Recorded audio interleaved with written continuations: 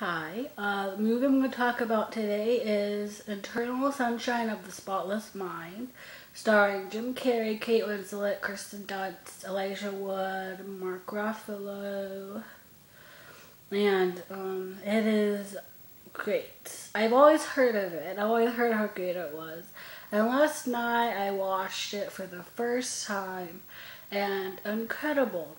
Instant watch, and it doesn't have off date, so you can watch it whenever. So it's just really good. It's moving, and there's some funny parts. It's comedy.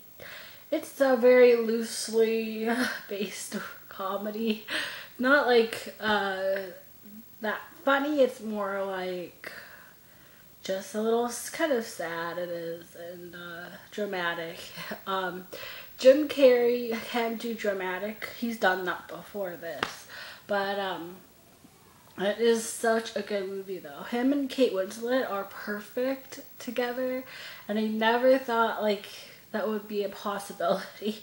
But I thought Jim did anything wrong with Jim. It just they don't seem. I never thought they did like the personalities would go together, but they do, and it's really great. And this movie is about taking somebody out of your memory and how that would affect your life, pretty much. I'm not gonna say the plot of the movie, the storyline of the movie is pretty much in this. And the thing is that they don't tell you the situation until Joel discovers it. That's who Jim Carrey plays. Joel discovers what's going on himself. So I don't know why they put the whole thing on here, like what happens, but pretty much it's just like the movie is about, like what I just said, what would happen if you took somebody completely out of your memory. And everything associated with that person. Would your life be better or be worse? Or what would the situation be? And this movie is really important, I think, in that way. And because there are people who always seem to want to forget everything that they've gone through, but if they did, they probably wouldn't be who they are or where they are. So it's just kind of a tricky thing, like memory and whether or not you want to have it or not. But every memory, good or bad, you should have in your mind, because it's life.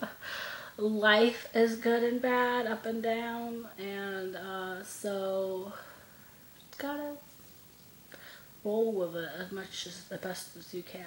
Like this in Garden State, I feel kind of like that same familiar thing. Like life sucks, but it doesn't suck as much as people want to think it does. But it's a great movie. It's greatly acted. Kirsten Dunst is barely even in this, and so Elijah Wood is barely in this as well.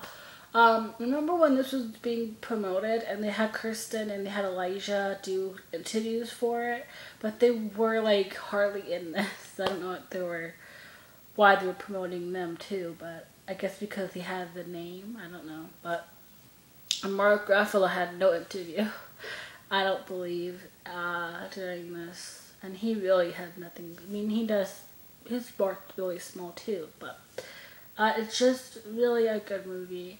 Watch it. I get into an instant watch. Watch it and love it and learn from it and let it touch your soul.